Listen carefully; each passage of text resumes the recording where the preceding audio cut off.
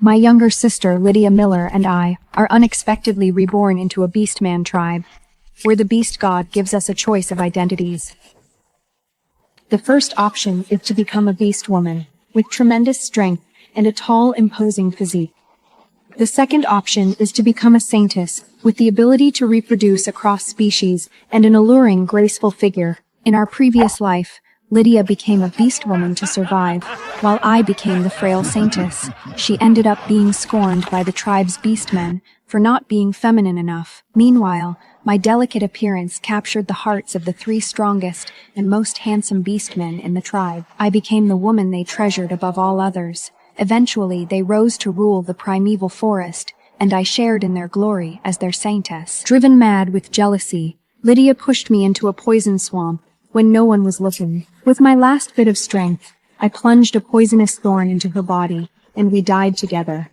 When I open my eyes again, we're back at the moment when the beast god asks us to make our choice. Ella, this time I'll be the Saintess. Is that I'm louse and I feel sorry for you. I'll let you have those three defective, impotent menaces. This time, Lydia immediately chooses to become the saintess. I bite back the surge of joy welling up inside me. What's so great about being nothing more than a breeding tool, anyway? In a primitive world, strength is everything.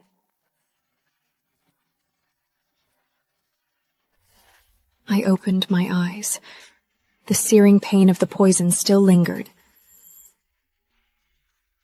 You have both perished in the mortal world, yet your souls have been sent here by the main god. Two identities now lie before you. The first is to become a powerful beast woman. The second is to become a saintess. Have you decided which of you will become the saintess and which will become the beast woman? The beast god's voice rang out with immense authority. We looked down at our feet. Below us stretched a vast, primeval forest. The continent the beastmen called home. When my sister Lydia Miller and I first arrived on this continent in our previous life, fear filled our eyes. The distant howls of wild beasts made the law of the Gangle unmistakably clear. So Lydia chose the beast woman identity without hesitation. A beast woman has her own unique charm. After making her choice, she shot me a smug look, already imagining how beautiful she'd become. The beast god told us that on the beastman continent, females were extremely rare. A single female could even have multiple mates. To Lydia, it sounded like a dream come true. Ella, before you traveled through time, you've lived in the Miller family in my place for so many years, so you probably can't handle hardship. Let these powerful beastmen look after you. After all, this is a place where the strong devour the weak. I ignored her mockery and walked straight toward the three beastmen. Lydia was right. Strength ruled supreme here. Later, after we formed our mating bonds, those three fierce beastmen transformed into handsome men who cherished and protected me. My queen. Meanwhile, Lydia gained the strength of a beast woman and was paired with three defective males. Worse still, neither she nor her mates could transform into human form. They could only survive in their beast forms. Lydia was consumed with jealousy and spoke to me with bitter sarcasm. Ella, you're so lucky. They're even willing to remain in human form just to stay by your side. Even though you're so weak, they're completely devoted to you. Humans might be physically weak, but we possess something far more valuable: intelligence. Drawing on modern knowledge, I taught them better ways to make fire and hunt. Under my guidings, the Wild Plains tribe flourished. Before long, they couldn't do without me. But what Lydia didn't know was that beneath their devotion lay a possessiveness as savage as any beast.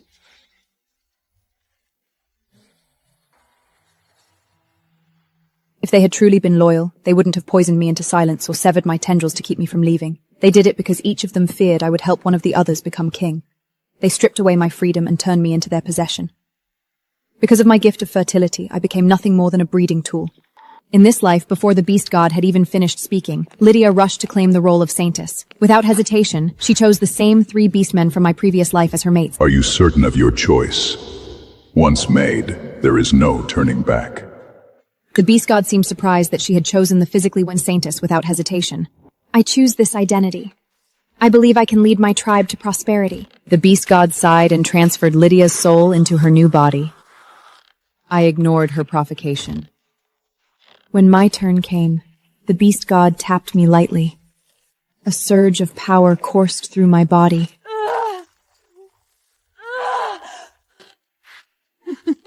Ella, this body really suits you perfectly. Reflected in her eyes was the image of a fierce, savage beast woman. Ella, now you have all the strength you need. You can have those 3 useless males. This time, I'll have both the title of Saintess and the throne of the Beast Queen. Seeing her innocent expression, I smiled. Lydia, I hope you remember, this is a world where the strong devour the weak. And now, I'm the one with the power. I knew exactly what she meant. In our previous life, the 3 beastmen by her side couldn't transform into human form.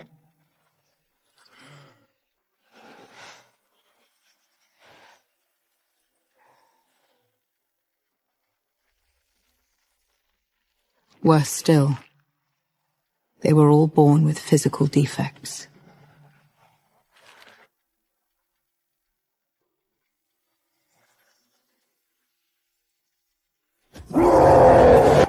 When a neighboring tribe attacked, they died protecting Lydia,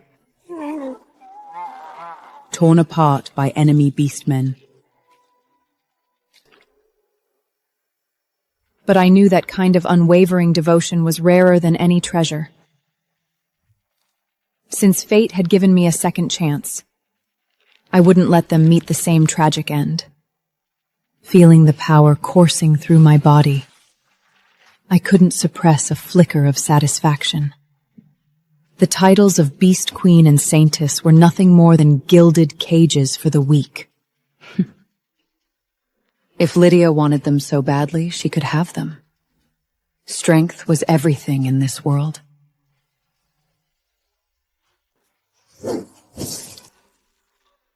After assigning our new identities, the Beast God sent us to the Beastkin continent.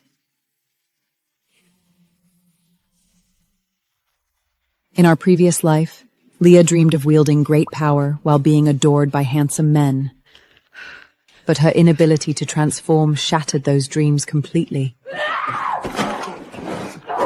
She despised the 3 males bonded to her and treated them terribly.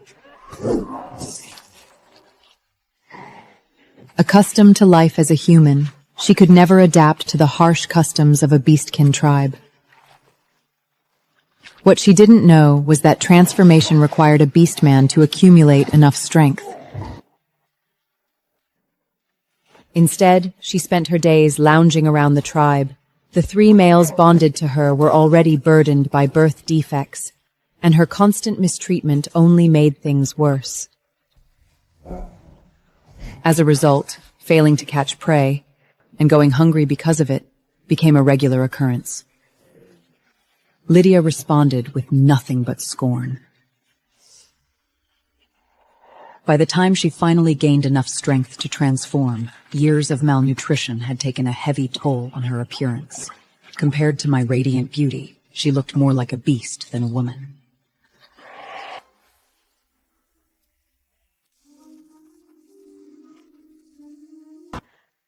She deeply regretted her choice, but the Beastkin tribes had strict rules.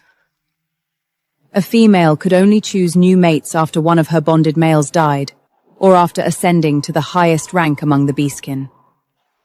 So when another tribe attacked the Clearspring tribe where she lived, she used herself as bait and lured her 3 mates into an ambush. After their deaths, Lydia immediately began pursuing other males. She set her sights on the handsome snake men and the ape men, whose lifestyles were closest to those of humans. However, snake men were infamous for their lustful nature, while ape men followed customs unlike those of any other race. Their females belonged to the entire tribe. These 2 races were among the most feared and despised on the continent. What awaited Lydia was torment worse than death.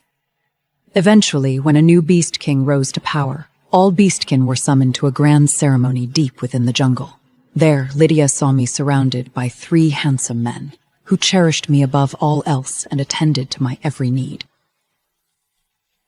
At that ceremony, I was crowned Beast Queen, a position of unmatched honor and authority.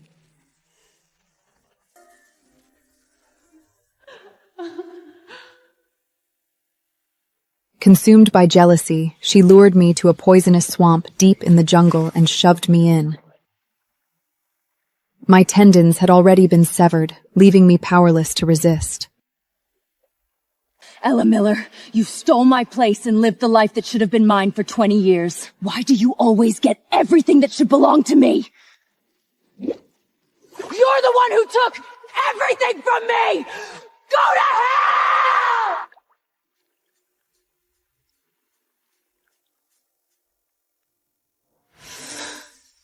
As those memories resurfaced, a cold, unreadable look flashed across my eyes. I was the adopted daughter they had raised in her place.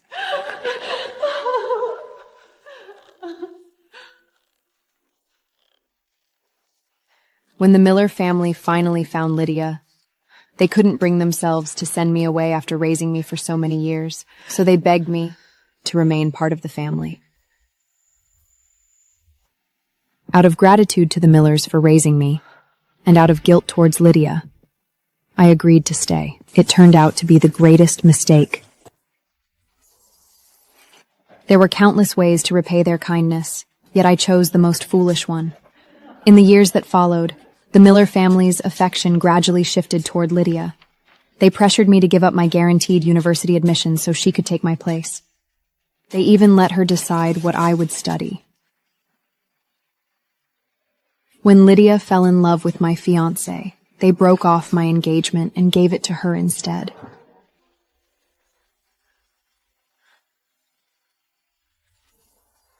Even my older brother, who had once doted on me, gradually came to pity Lydia for everything she had endured. He became convinced that I was the thief and lashed out at me every time Lydia framed me.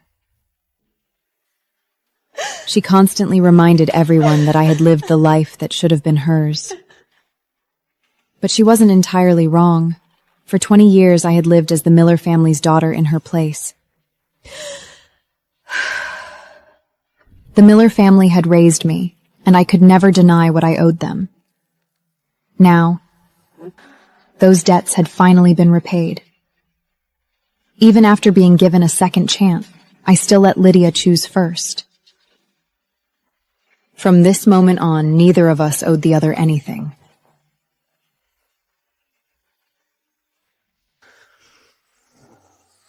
You have now received your respective identities. You may now return to your respective territories. The beast god's voice echoed across the land as Lydia and I descended into our new bodies. At this moment, we had just finished forming bonds with our mates. Lydia deliberately swayed her hips as she walked toward the 3 beastmen she had bonded with.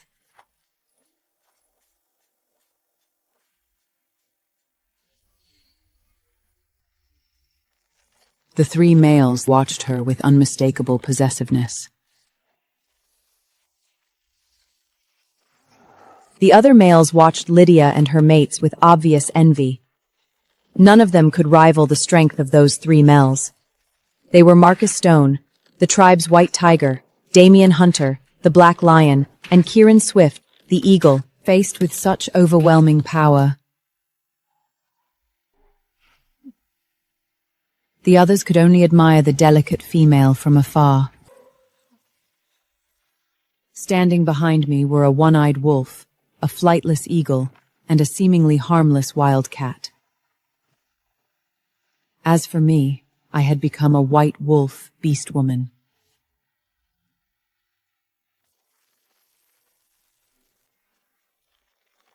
I flexed my sharp claws and bared my fangs in satisfaction.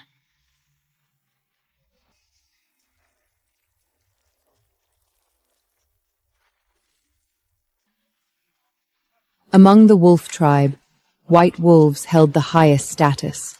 However, females like me were far from desirable in the eyes of most beastkin. That was why I had been paired with the 3 least desirable males in the tribe.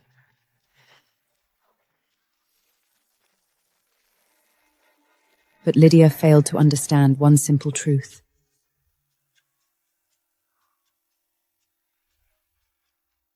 Would never wish for you to remain weak. I glanced at the 3 beast men before me and calmly led them back towards our territory.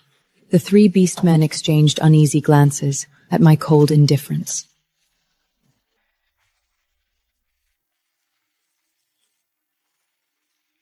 They couldn't transform, and even their beast forms were flawed. They trailed cautiously behind me, as though afraid of provoking my displeasure.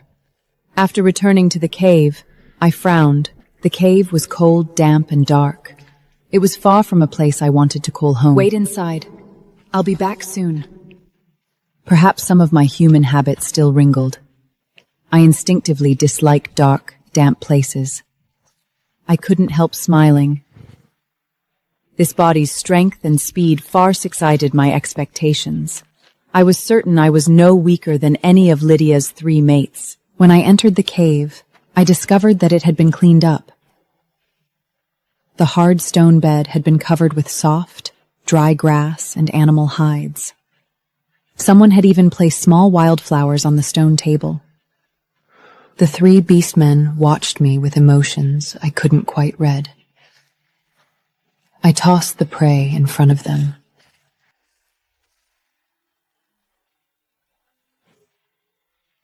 At the sight of the food, they instinctively swallowed but made no move to touch it. You can eat, I said. I'll eat later. At the sight of the food, they instinctively swallowed but didn't dare touch it without my permission. I wasn't used to eating raw meat, so I built a fire off to the side. Tearing off a piece of meat, I began roasting it over the flames. The 3 beastmen looked at me in surprise. In their former tribe, even when they were the ones who brought back the prey, they were never allowed to eat first. More often than not, they were left with scraps or meat that had already started to spoil. Fresh meat like this was a luxury they rarely experienced. When they still hadn't touched the food, I frowned in confusion and carried over the piece of meat I had roasted. Do you want some? The one-eyed wolf lowered his head.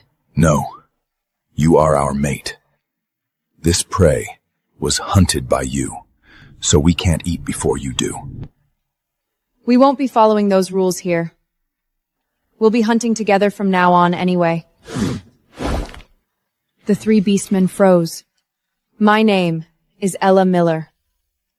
I looked at them calmly. If there's something you need, just tell me. The 3 beastmen stared at me in stunned silence. The 3 males looked at me, and a strange emotion flickered in their eyes.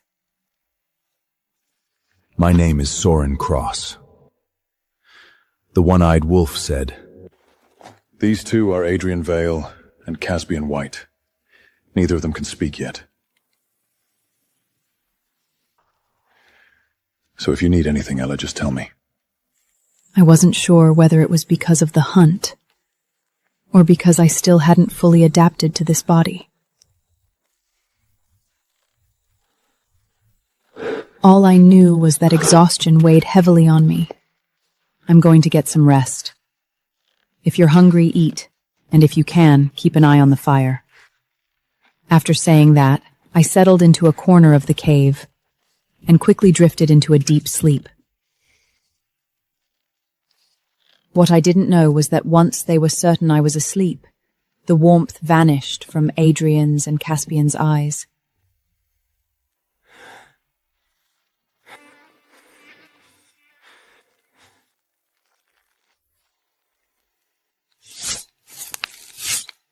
They slowly extended their claws towards me.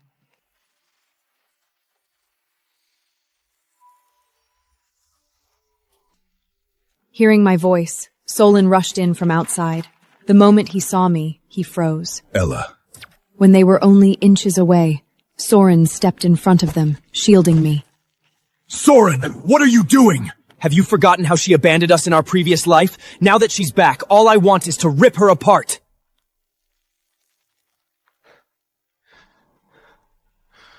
Had I been awake, I would have realized that Adrian and Caspian were already capable of speaking. A dark glint flashed through Soren's lone eye. She's not her.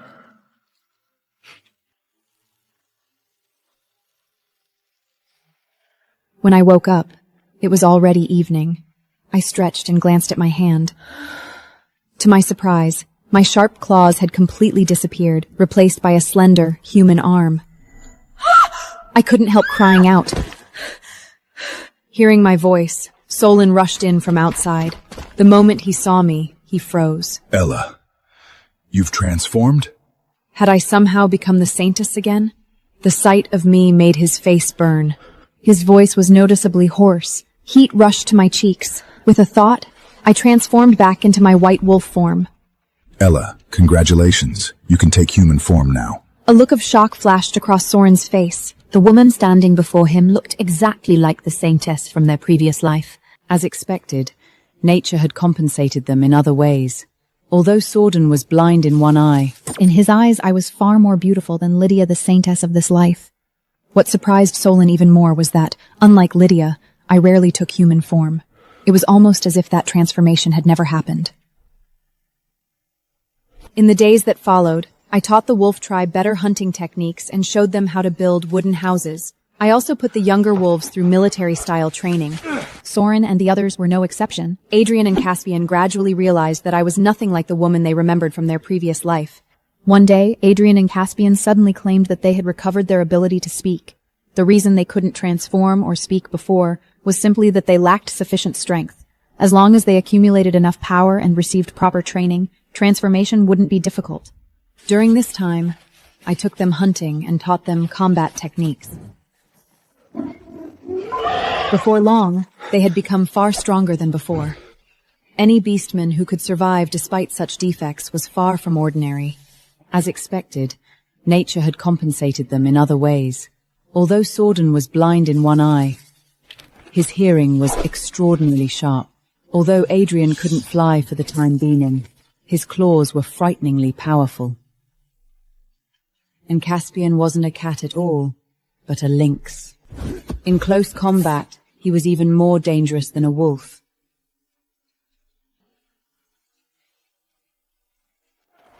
Aside from the white wolves, most of the tribe's warriors were fairly ordinary. A faint smile touched my lips as I looked at them. It was better to teach them how to survive than to protect them forever. This time, I wouldn't let them meet the same tragic fate. My gaze drifted across the territory we had built, and my expression gradually grew serious.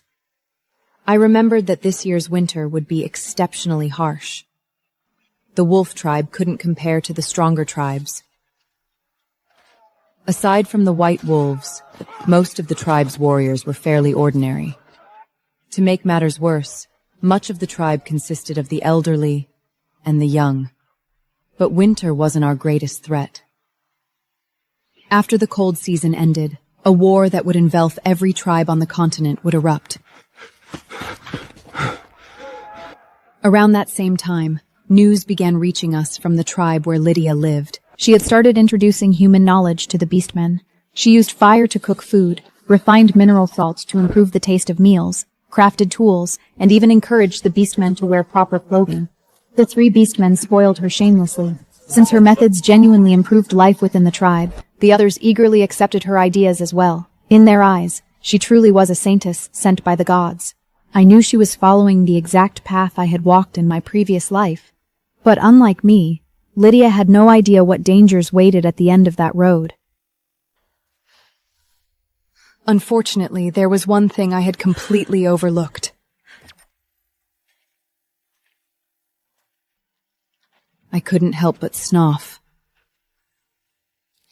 Unrefined mineral salt contained all kinds of impurities, and consuming too much of it could place a heavy burden on the body, and excessive dependence on tools would gradually dull the instincts and physical abilities that beastmen relied on for survival. That was why I never forced Soren and the others to adopt my habits. Unfortunately, there was one thing I had completely overlooked. I had taken every other beastman's instincts into account except my own.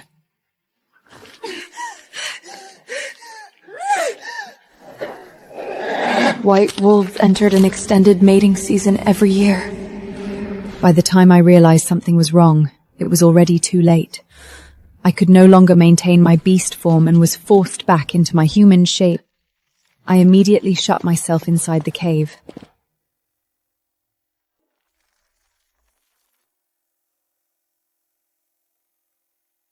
Outside, Soren and the others paced anxiously near the entrance. Ella, are you all right? Just as my consciousness began to blur. Over the past few days, they'd realized I wasn't the Lydia they remembered from their previous life. They had gradually begun to trust me. Still, I kept them outside and immersed myself in ice water. However, I'd overestimated myself. Even after the icy water had warmed from my body heat, there was no sign of improvement. My temperature kept rising, and every inch of me felt unbearably hot. Just as my consciousness began to blur, I found myself falling into a cool, muscular embrace. When I looked up, a strikingly handsome face came into view. One of his eyes was covered, but rather than diminishing his appearance, it only made him look more rugged and dangerously attractive. Behind him stood two other equally handsome men. At that moment, both of them were looking at me with concern. Ella, let us help you. Soren's hoarse voice seemed strangely comforting as he pulled me into his embrace. The moment our bodies touched, he felt like cool water to someone dying of thirst. My throat burned terribly. Like someone dying of thirst, I instinctively wanted more. Only then did Adrian and Casbin truly believe that I wasn't the Lydia they had known in their previous life. The three beastmen who had been kicked out of the cave exchanged confused glances. Soren, Adrian, and Casbian were completely baffled.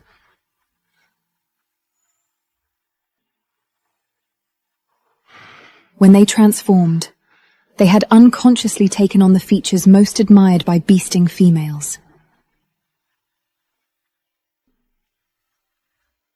In their previous life, Lydia had always been fascinated by handsome beastmen like them. Yet the first thing I did after they transformed was throw them out of the cave. Only then did Adrian and Casbin truly believe that I wasn't the Lydia they had known in their previous life.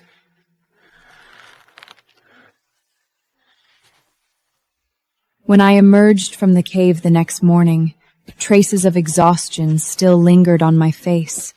Seeing the three of them waiting outside the cave, I hesitated. You three?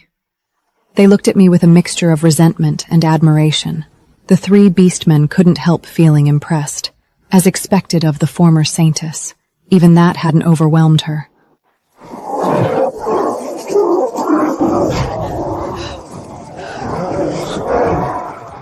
Ella, please eat something and regain your strength. Soren quietly placed a bowl of meat soup in front of me. Rest for the next few days. Leave the hunting to us. I nodded without refusing.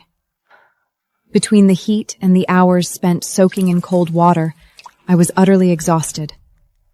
Lying on the stone bed, I found myself thinking about the tribal war that would erupt after the harsh winter.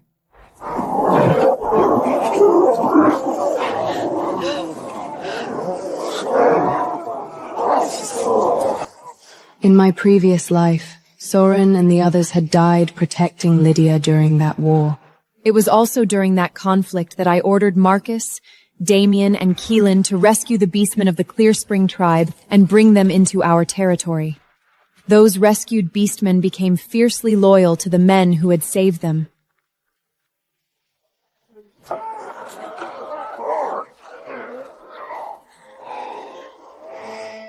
In my previous life, the Wild Plains tribe grew at an astonishing rate, and its beastmen became increasingly devoted to their leaders. A cold thought crossed my mind. Marcus, Damien, and Keelan would have a much harder time winning over the Clear Spring tribe this time. After all, why would the beastmen of the Clear Spring tribe choose to follow outsiders when they were already living comfortably in their own territory? Before long, the king of all beastkin would step down from his throne. Lydia was probably beginning to realize that being a Saintess wasn't as wonderful as she'd imagined.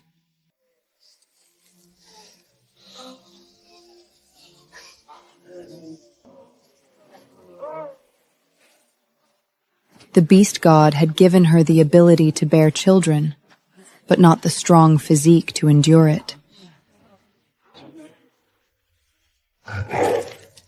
For Lydia, it was nothing but suffering. To the beastmen, producing offspring was one of life's highest priorities. I wondered how much longer Lydia could endure it. Before long, the king of all beastkin would step down from his throne. Whether they wanted the throne or not, conflict between the tribes was inevitable. In my previous life, I had used the title of Beast King as bait to keep Marcus, Damien, and Kyrian focused on competing for power. I wondered what Lydia would do this time. Sure enough, when I saw her again, she was visibly pregnant. The way she moved made it obvious that pregnancy hadn't been easy on her.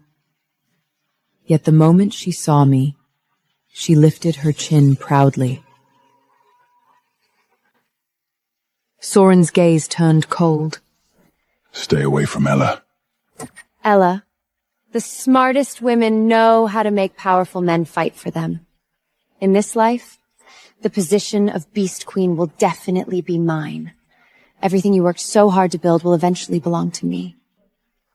Then her gaze landed on the 3 beastmen behind me, and the smile on her face froze. Who are you 3? Ella, you actually betrayed your mates! Soren and the others stepped in front of me, their gazes turning icy as they looked at Lydia. Even though Lydia had changed her appearance, they recognized her immediately. That arrogant attitude was identical to the woman who had led them to their deaths in their previous life. Soren's gaze turned cold. Stay away from Ella.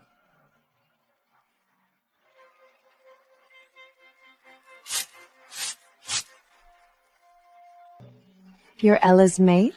A greedy gleam appeared in Lydia's eyes as she looked at the 3 of them. Solon was every bit as handsome as Marcus and the others. She couldn't help biting her lip.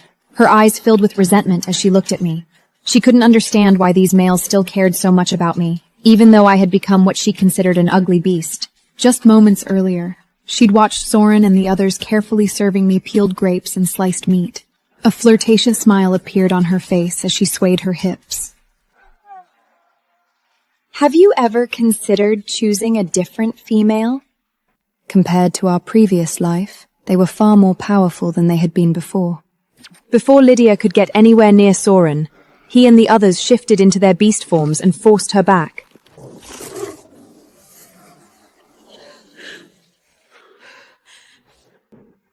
Compared to our previous life, they were far more powerful than they had been before.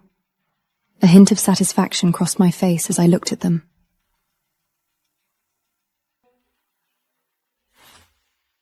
Back then, Lydia had changed my university major to animal harstadry just to humiliate me.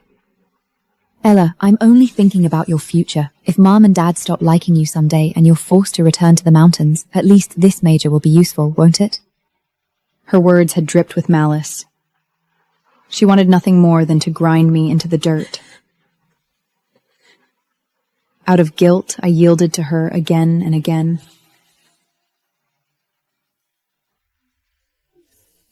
But all that had done was encourage her cruelty, until it eventually cost me my life.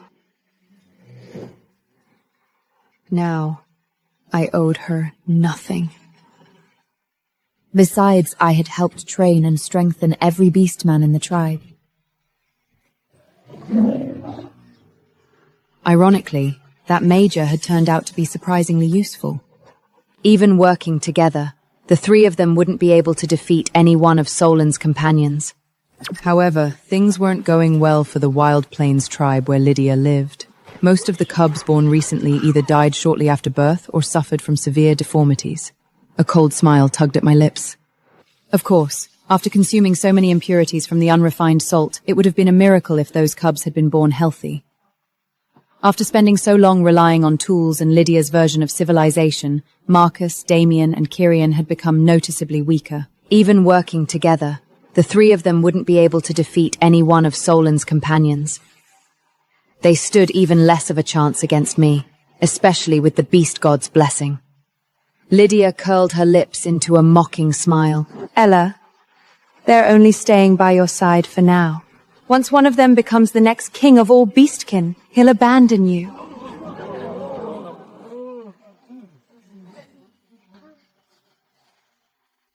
The next king of all beastkin can choose any females he desires. By then, someone who looks like you will be cast aside.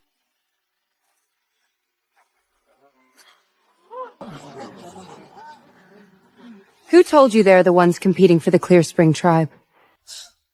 Once winter ends and spring arrives, I hope you won't regret your choice.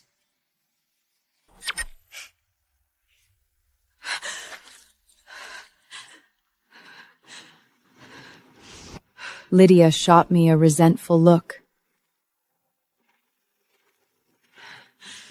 But the moment she saw Marcus and the others approaching, her confidence returned. Ella, the Wild Plains tribe is flourishing now, moving steadily towards true civilization.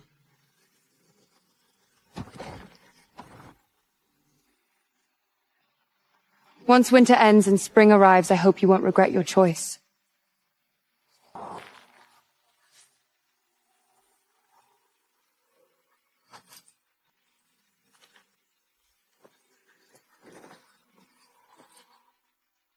I watched her leave, finding her words almost amusing. Lydia actually believed she could build civilization here? How ridiculous. Even after 2 lifetimes, she still hadn't understood the rules of survival in this world. Civilization or not, strength was the only truth that mattered. A faint smile appeared on my beast. Since they were so determined to establish civilization. After returning to the tribe, the harsh winter soon arrived. Throughout autumn, I led the wolf tribe in gathering enough food for the winter. By late autumn, we had already dug several storage cellars. Food that spoiled easily was preserved as cured meat or pickled vegetables. The salt we used was purified sea salt. A large island lay only a day's journey from the continent. In my previous life as a Saintess, I could never have reached such a distant place. But in this life, blessed with the beast god's power, I could cover nearly 1,000 miles in a single day. The tribe also raised large numbers of animals, enough to feed everyone through the winter. The snowy season was our natural domain. Thinking about Lydia's so-called civilization, a faint smile appeared on my face. Since they were so determined to establish civilization, I would grant their wish. I would show them what civilization truly meant on this continent. Before winter had even ended, I led the Clear Spring tribe in conquering and absorbing several smaller neighboring tribes. No one expected a tribe to launch wars during a season when resources were scarce. Yet the Clear Spring tribe seemed to possess endless supplies. By the time spring arrived, we controlled nearly half of the Beastkin continent, and as the architect of that rise, I became the tribe's unquestioned chieftain.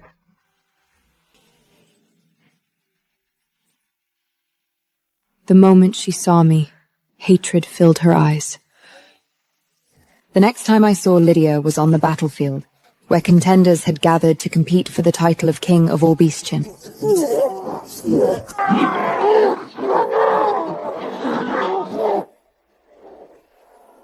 The moment she saw me, hatred filled her eyes. Ella! You were reborn too, weren't you? You knew exactly what kind of monsters those three were. I gave you the chance to choose first.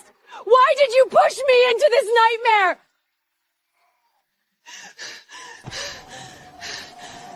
I glanced at her stomach. The skin around her abdomen hung loosely, marked by countless stretch lines. The healthy glow she once possessed had long since faded. She looked as though she'd weathered a terrible storm. Even the beast god's blessing hadn't been enough to spare her from the toll it had taken on her body. The beastmen of the Wild Plains tribe had consumed large quantities of contaminated salt. Under those conditions, miscarriages were almost inevitable. Only Lydia, strengthened by the beast god's power, had been able to carry cubs to term. Most of the Wild Plains tribe had become frail, sickly, or physically weakened, and Lydia was responsible for every bit of it. Many of those beastmen were far larger and stronger than ordinary males, and Lydia's body couldn't withstand the strain. That winter, their tribe faced a severe food shortage.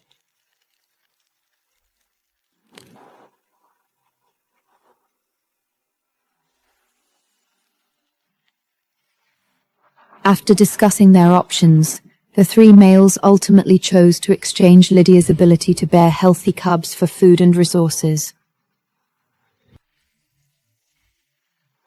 To them, she had become little more than a valuable asset. They arranged for her to bear healthy cubs for other beastmen in exchange for supplies from neighboring tribes. Many of those beastmen were far larger and stronger than ordinary males, and Lydia's body couldn't withstand the strain.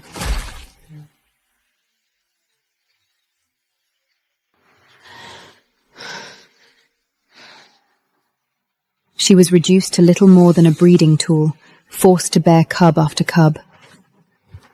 The saintly image she once cherished was long gone. She was covered in grime, and an unpleasant odor seemed to cling to her wherever she went. I met her gaze and replied calmly, "Lydia, weren't you the one who chose first?" Whether she became a saintess or a beast woman, those decisions had always been Lydia's own. She looked as though she wanted to say something, but before she could speak, they looked at me with a mixture of caution and resignation. Something calculating flickered across Lydia's face. She leaned in and whispered something to the three beastmen. However, Sordin heard every word. How shameless. They're planning to coat their claws with poison from an arrow poison tree. My gaze turned cold. Fortunately, this was a primary psylline. The forest was rich in medicinal plants. Nature always maintained a balance. Where there was poison, there was often a cure nearby. Fortunately, my studies in animal hostry had also included courses in agriculture and medicinal plants. I knew exactly what the antidote looked like. I immediately sent Adrian and Caspian to search for it. By the time the poisoned beastmen were convulsing, gasping for breath, and on the brink of death, Adrian had already found the antidote. It was a crimson-colored root.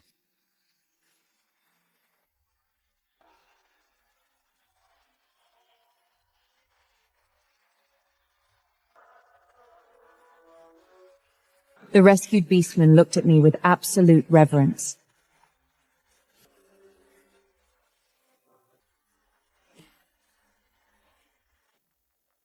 Meanwhile, Lydia and the others were condemned across the entire Beastkin colony for resorting to poison. Her dream of becoming Beast Queen had been shattered. Under the scorn of every tribe, Lydia and her three males fled in disgrace. But I knew Lydia wasn't the type to give up. She was like a venomous snake, lurking in the shadows and waiting for an opportunity to strike. To lure the snake from its hiding place, I transformed into my human form. Previously, they had only seen me briefly. Sure enough, near the poison swamp, where I had died in my previous life, Lydia suddenly lunged from the shadows.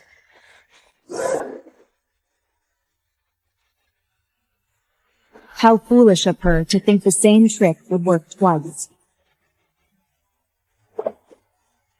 I sidestepped effortlessly.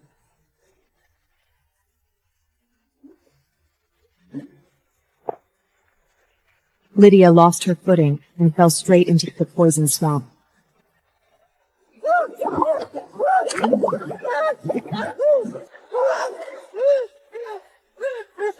Save me, Ella! I'm sorry! I know I was wrong!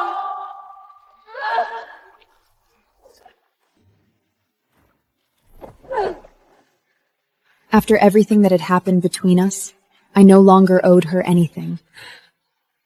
Ella, why do you always end up better off than me? You're the one who took everything from me! You're the one who should die!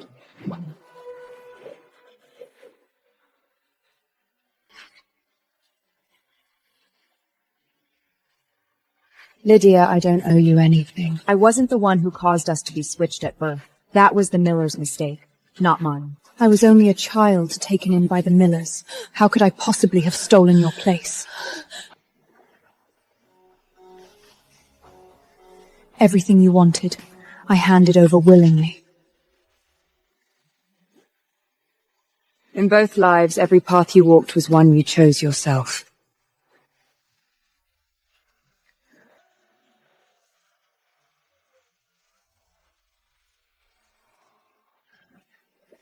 If anyone owes a debt, Lydia, it's you.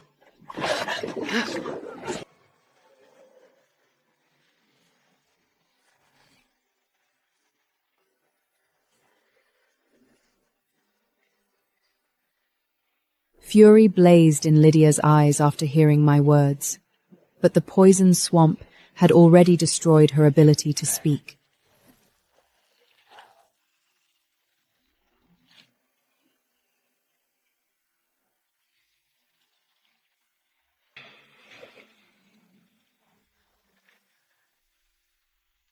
Come out.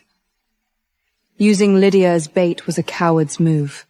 As soon as the words left my mouth, Marcus and the others stepped out from the shadows of the jungle. The moment they saw me, something intense flickered in their eyes. However, they quickly concealed their emotions. The 3 beastmen approached and dropped to one knee before me.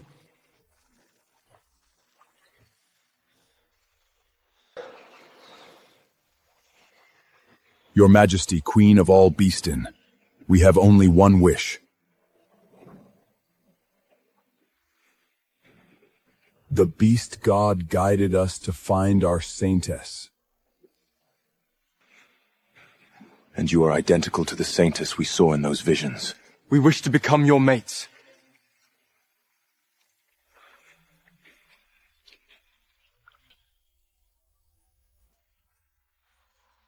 Realizing that a gentle approach wouldn't work, Damien and Kieran revealed their true strength.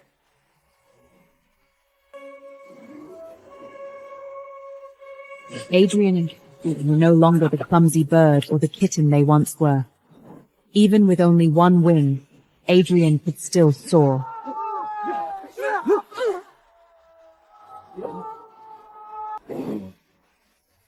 Kieran's feathers were torn away mid-battle, and he crashed to the ground lifeless.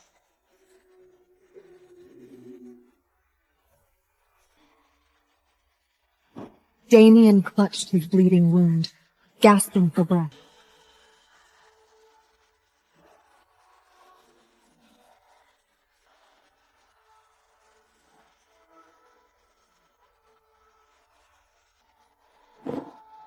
The arrows were coated with deadly poison, a tool he and Lydia had created. But against their unmatched speed and power, the arrows were useless. In an instant, Soren sank his fangs into the man's neck, ending his life.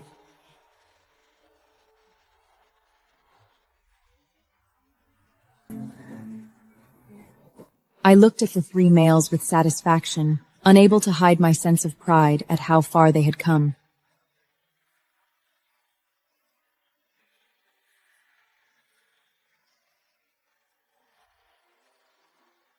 With Marcus and the others gone, the Wild Plains tribe was quickly absorbed into ours. Lydia had led them poorly from the very beginning. Any tribe that abandoned its nature was destined to decline. The Clear Screen tribe continued to expand, eventually spreading across the entire continent. Soren and the others grew into powerful leaders, guiding our tribe from one victory to the next. After the entire Beastkin continent had been unified, the three of them proclaimed me queen of all Beastkin, before every tribe.